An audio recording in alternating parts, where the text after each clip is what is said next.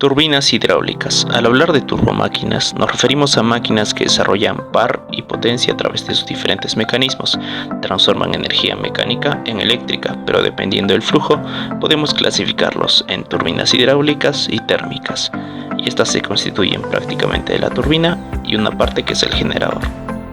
Ahora bien, ¿qué es una turbina hidráulica? Una turbina hidráulica es una máquina que convierte la energía del fluido en energía mecánica, pero exclusivamente de rotación. Para su funcionamiento podemos identificar al distribuidor de color plomo en la figura que se encarga de direccionar el fluido. Identificamos también lo que es la tobera de color azul en la figura que se encarga de darle mayor velocidad al fluido. También identificamos a la vez paletas o cucharas, que es donde impacta el fluido, haciendo factible un movimiento de rotación. Estas turbomáquinas se constituyen de la turbina y el generador eléctrico, encargado de transformar la energía mecánica en energía eléctrica. La explicación varía de acuerdo a la turbina. Sin embargo, este tipo de turbomáquinas en las mejores condiciones alcanzan hasta un 90% de eficiencia.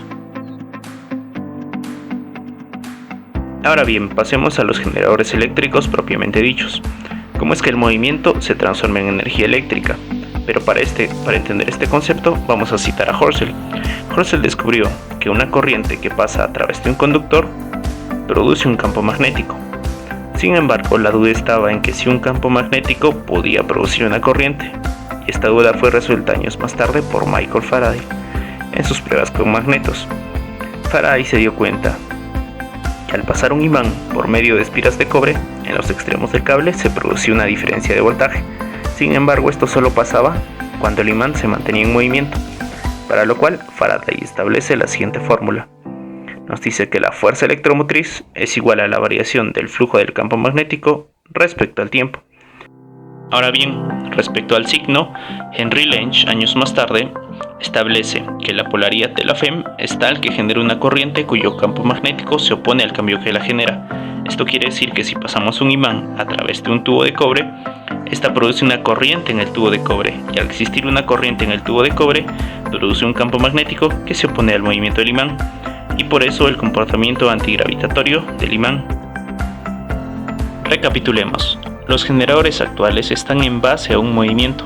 Por ejemplo, en la energía eólica, el viento produce un giro de sus aspas, lo que genera un movimiento rotacional, similar a las centrales hidroeléctricas, que aprovechan los fluidos para generar también un movimiento rotacional. Ahora bien, las centrales nucleares aprovechan la expansión de sus gases a través de las tuberías para generar también un movimiento rotacional. Sin embargo, ¿qué ocurre en el experimento de Faraday?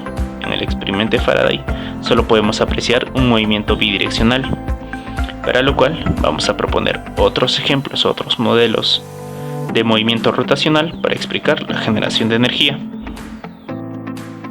Para el primer caso comenzamos con un disco de cobre, propuesta por Michael Faraday. En esta situación los imanes se encuentran a los costados. Apreciamos que el movimiento está en el material conductor. Sin embargo, el principio es el mismo. Adicionalmente podemos decir que este es un claro ejemplo de lo que es la corriente continua.